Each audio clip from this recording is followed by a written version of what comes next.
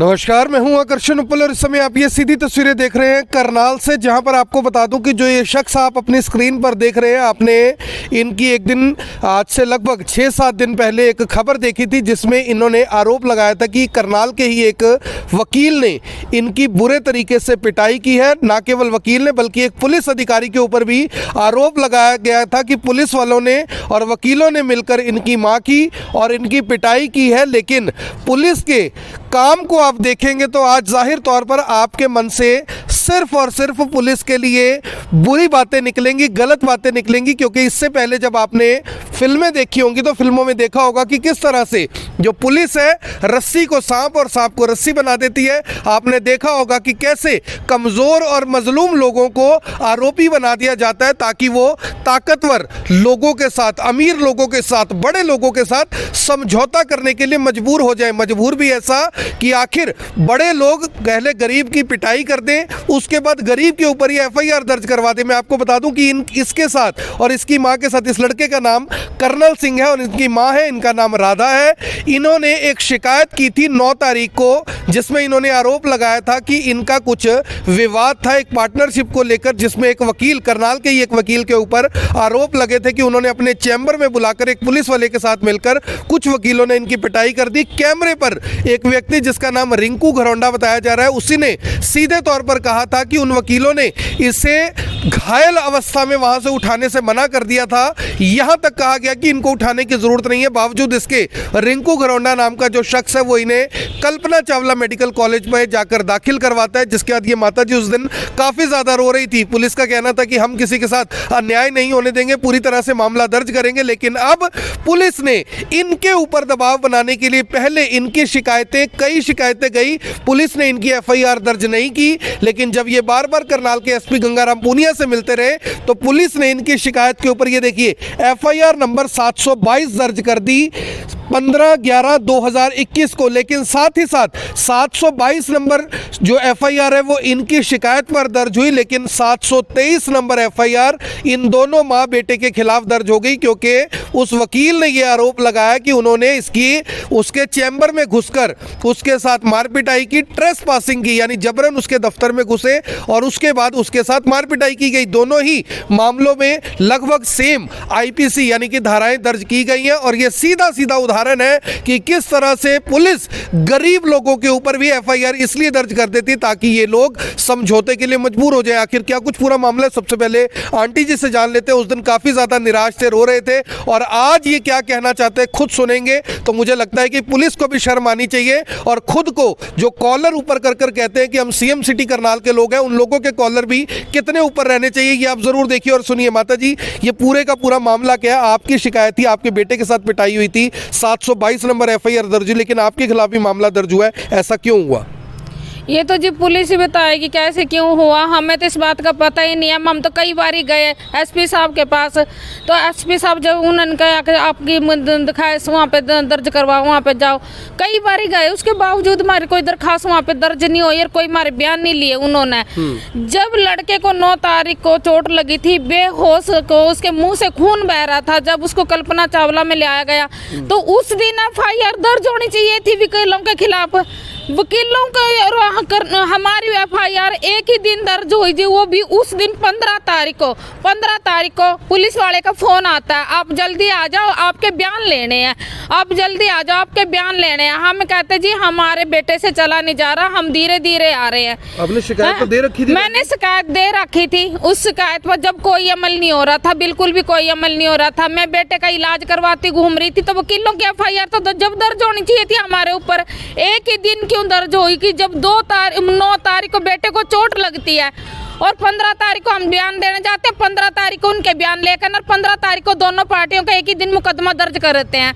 अब भी तुम आपस में समझौता कर लो, कोई बात नहीं, आपको चोट लग गई है, कोई बात नहीं है, तो छोटी मोटी बातें होती रहती है। उन्होंने ये बोला, पुलिस वाले ने बोला, जबकि इन करे कि तो लोग बढ़वाने वाले होते हैं, मुझे समझौता तो दोनों पार्टियों ने बैठ कर करना। जी हमने दोनों पार्टियों ने बैठ कर समझौता करना था, उसके बावजूद तो फिर हमारे जो पहले इनकी एफआईआर होनी थी या हमारी होनी होनी थी FIR। तो हमारी मतलब 15 तारीख को ही हमारी FIR होती है। 15 तारीख को वकील वहाँ पे आके हमें धमकाता भी है, हाँ, कहता कि बोले मैं तुम्हारे पास ये धारा लगाऊंगा, तुम्हारे पास ये धारा लगाऊंगा, है। उसके बावजूद उस पुलिस उसको वकील को कुछ नहीं कहा जाता। और जो मैन था पुलिस वाला जो था मुकेश राणा, उसको भी निकाल दिया। कौन विकास राणा को भी निकाल दिया। वो तो कम से कम भी 8-9 बंदे थे पिटाई करने वाले। एक वो मैन हेड तो विनोद राणा था। विनोद राणा ने फोन कर विनोद राणा एक एडवोकेट है जो वकील है। अच्छा जी। उसके चैम्बर में वहाँ पे लड़ाई हुई। मैं अपने बेटे को छुड़ाने लगी, मेरे से छूटा तो है नहीं, और मेरे को लात मार के गिरा दिया, मैं गिर गई। उसके बाद वो लड़के को पीट दिया। एक थप्पड़ मेरे को विनोद राणा ने मारा, एक सरदार था पगड़ी वाला, एक उसने मारा, एक लंबा सा वकील था टाई वाला स्मार्ट सा, एक उसने मारा मेरे को थप्पड़। मेरे को वकीलों ने भी पीटा। हम इंसाफ मांगने के लिए उन वकीलों के साथ तो बहुत सारे वकील थे, झुंड का झुंड इकट्ठा हो रहा था। मुकेश राणा था, विकास राणा था, सारे ही थे। मुकेश राणा एक पुलिस में है, पुलिस में SI है, तो पुलिस नहीं किया उसके खिलाफ तो किया ही नहीं। जो पार्टनर मुकेश राणा उसका बेटा, वकील कौन था? कोई भी नहीं था।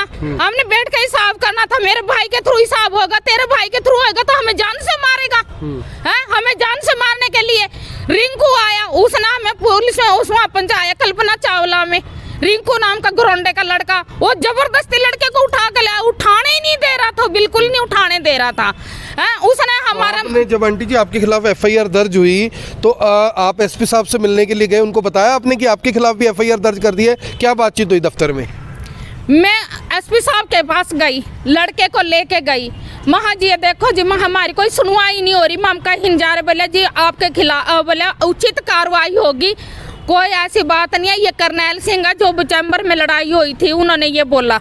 हम वहाँ पे गए, वहाँ बोले आप वहाँ चले जाओ, बोले कोई बात नहीं आपकी उचित कार्रवाई होगी। हम गए, हमारे खिलाफ कार्रवाई हुई। ये देखो कितनी सारी धाराएं लगाई हमारे ऊपर ही, हमारे साथ ही मार पिटाई की, हमारे ऊपर ही उचित कार्रवाई ये धाराएं लगाई। हमारे को ही कह दिया उसने वकील ने, तुम्हें दोनों माँ बेटों को हवालात में डलवाऊंगा, हैं?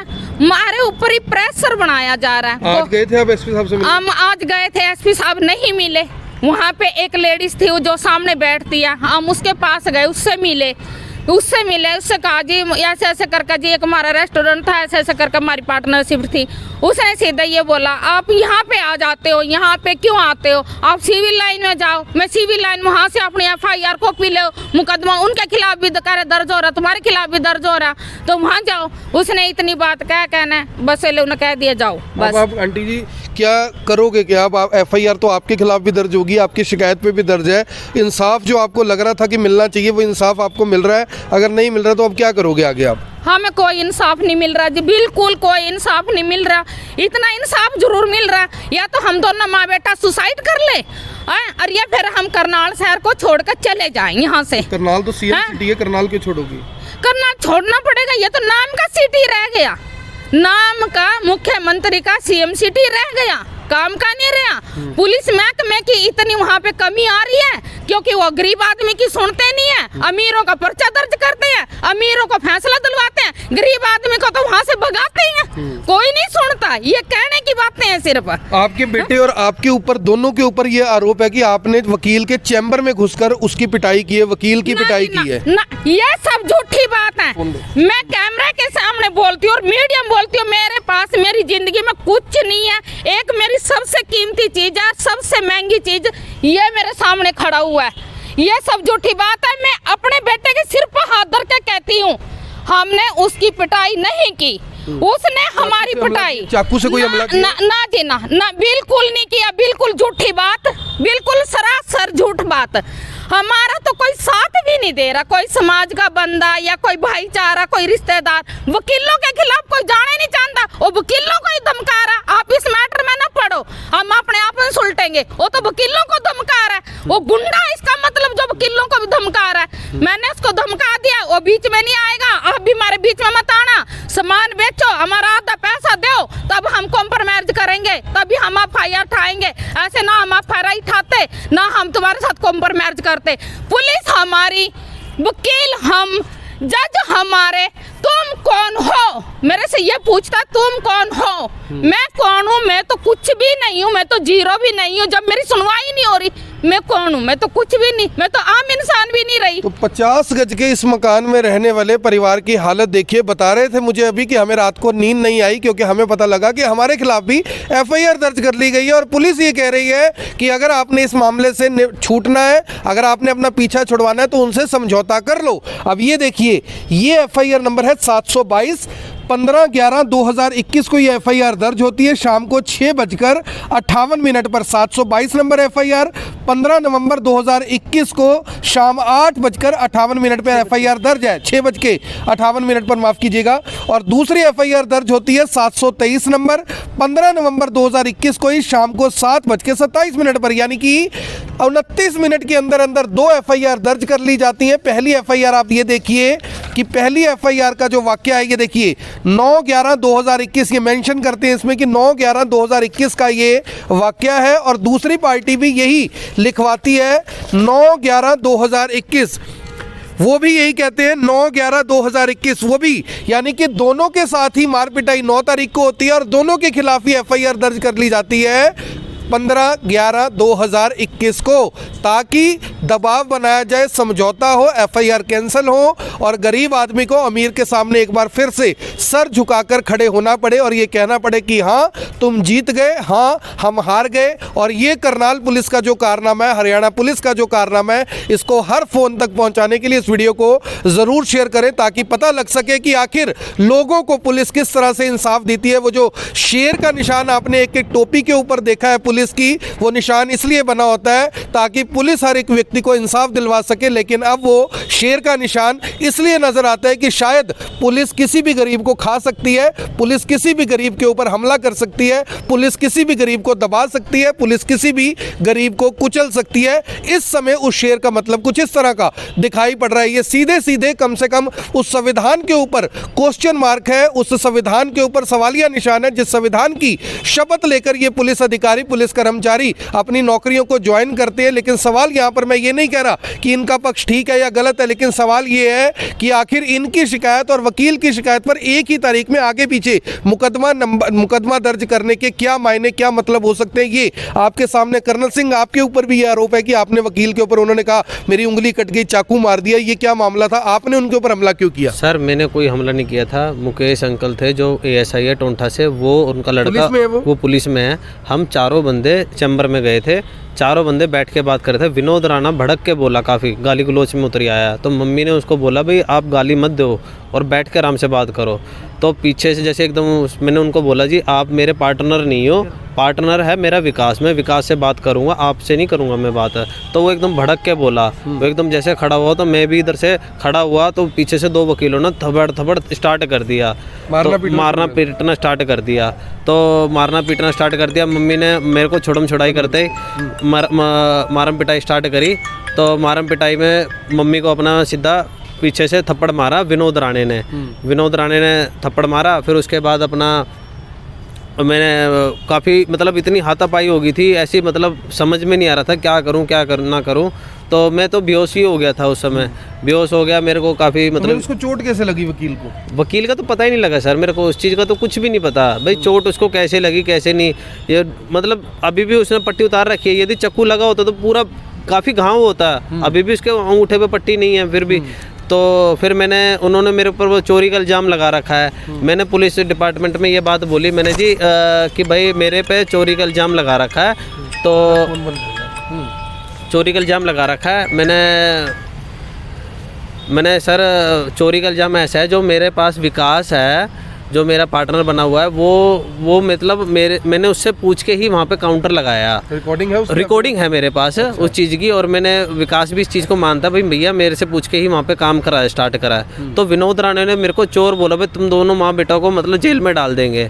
मम्मी ने बोला भाई तू जेल में कैसे डाल देगा भाई, जब हमारी और विकास की लेन देन है, तू कौन होता है बीच में बोलने वाला। ये बात मैंने पुलिस वाले को भी बताई, पुलिस वाले ने इस पर कोई मतलब ध्यान नहीं दिया। उसके बाद कहने लगा पुलिस वाला, भाई यार तेरे तेरे केस में ना मैं बड़ा परेशान हो गया हूँ, मैं बहुत ज़्यादा परेशान हो गया हूँ तेरे मैटर में। पुलिस वाला कहता है वो तेरे केस में, सामने पुलिस वाला भी था ना, इसलिए हाँ वो कह रहा है तेरे मैटर में बहुत परेशान हो गया हूँ। मैंने बोला जी चलो ठीक है जी, सॉरी, बाकी आप जैसे तैसे करके ना कार्रवाई करवाओ। तो उन्होंने 1-2 दिन का टाइम लिया, तो मैं कोई बात नहीं, मैं करवाता हूँ कार्रवाई। अब वहाँ पे हमने एसपी साहब के पास गए, पुनिया जी के पास गए। मैंने एसपी साहब जी मेरे को डाउट है कि वो सारे मिले हुए हैं, हमारी कोई कार्रवाई नहीं होगी, मुझे पूरा पक्का पता है। तो कह रहे जी हम उचित कार्रवाई करवाएंगे।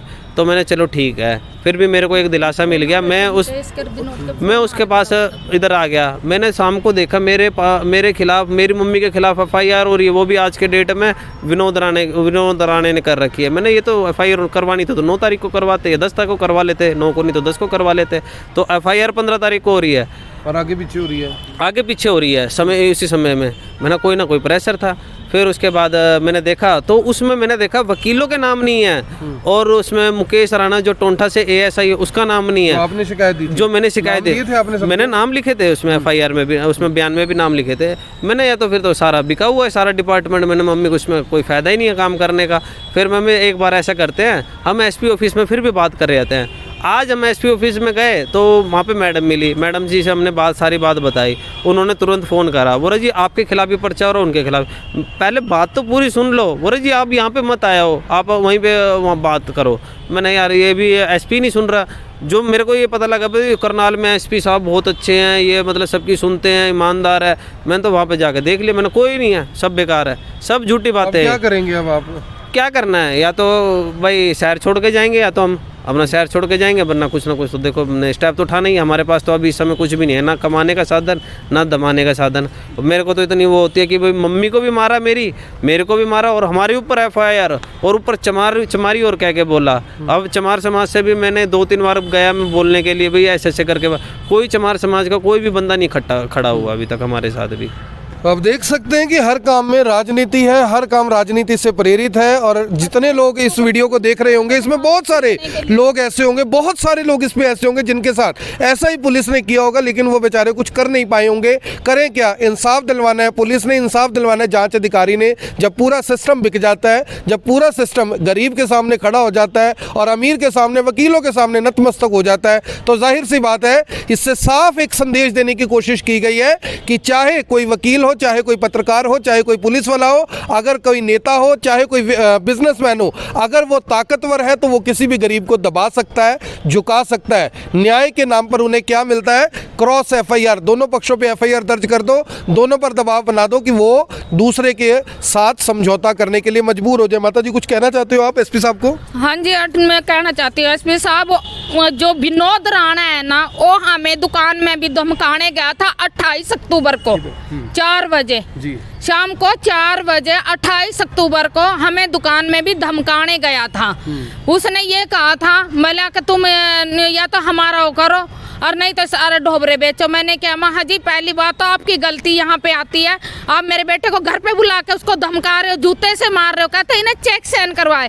एक वकील से और एक पुलिस से, कोई भी ऐसा इंसान बता दे मुझे पूरे हिंदुस्तान में, या वकील से या पुलिस वाले से क्या जबरदस्ती साइन हो सकता है? न कोई भी नहीं करवा सकता है। तुमने हमारे पैसे, हमने क्या ही में पैसे हड़पे, पैसे तो सारे दुकान के अंदर लगे और उसने मुकेश राणा ने लगवाए दुकान के अंदर।